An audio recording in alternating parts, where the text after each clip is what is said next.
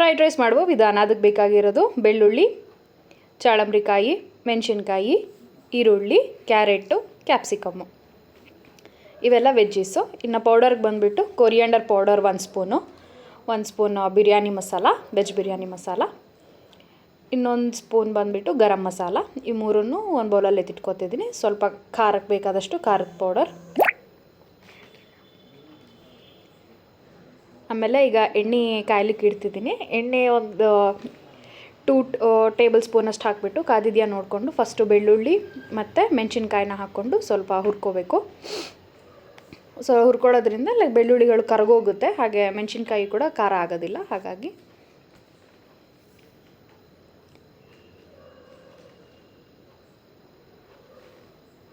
ಇದನ್ನೆಲ್ಲ ಕಂಪ್ಲೀಟಾಗಿ ಹುರ್ಕೊಂಡು ಆಗಿದ್ಮೇಲೆ ಬೇರೆ ಮಿಕ್ಕಿರುವ ತರಕಾರಿಗಳನ್ನ ಹಾಕ್ಕೋಬೇಕು. ಸೊ ಚಾಳಂಬ್ರಿಕಾಯಿ, ಇನ್ನೂ ಬೇಕಾದ್ರೆ ಎಕ್ಸ್ಟ್ರಾ ವೆಜ್ಜೀಸ್ನ ಹಾಕೋಬೋದು ನೀವು, ಬೀನ್ಸ್ ಈ ಥರದ್ದು. ನಾನೀಗ ಸದ್ಯಕ್ಕೆ ಇವೆಷ್ಟೇ ತೊಗೊಂಡಿದ್ದೀನಿ. ಸೊ ಕ್ಯಾಪ್ಸಿಕಮ್ ಮತ್ತು ಕ್ಯಾರೆಟ್ನ ಹಾಕಿ ಮತ್ತು ಹುರ್ಕೋತಾ ಇದ್ದೀನಿ ಅದೇ ಎಣ್ಣೆಲಿ. ಅದು ಬೇಯೋದಕ್ಕೆ ಸ್ವಲ್ಪ ಟೈಮ್ ಬೇಕಾಗುತ್ತೆ. ಇದನ್ನೆಲ್ಲ ಮೀಡಿಯಮ್ ಫ್ಲೇಮಲ್ಲೇ ಮಾಡ್ಕೋಬೇಕು ನಾವು.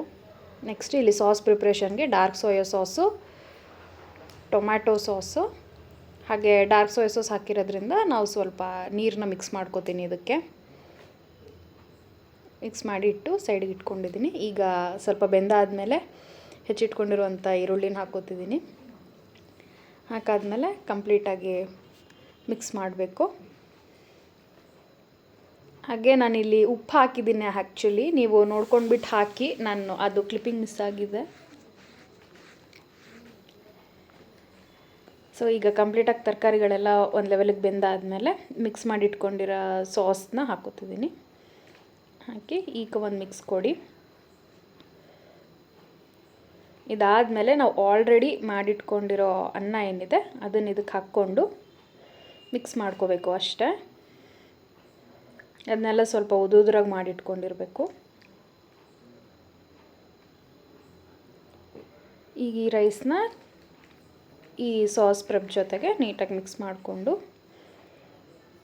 ಆಮೇಲೆ ಆಗಲೇ ಮಾಡಿಟ್ಕೊಂಡಿರೋ ಪೌಡರ್ಸ್ ಏನಿದೆ ಅವೆಲ್ಲ ಅದನ್ನು ಹಾಕ್ಕೊಂಡು ಮತ್ತೆ ಮಿಕ್ಸ್ ಮಾಡಬೇಕು. ಇದನ್ನೆಲ್ಲ ಹೈ ಫ್ಲೇಮಲ್ಲೇ ಮಾಡಬೇಕು ರೈಸ್ ಹಾಕಿದ್ಮೇಲಿಂದ.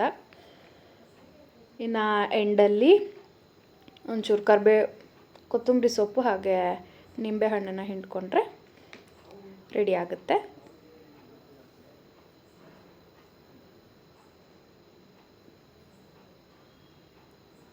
ಬಿಸಿ ಬಿಸಿ ಫ್ರೈಡ್ ರೈಸ್ ರೆಡಿ ಆಗಿದೆ. Two yummy.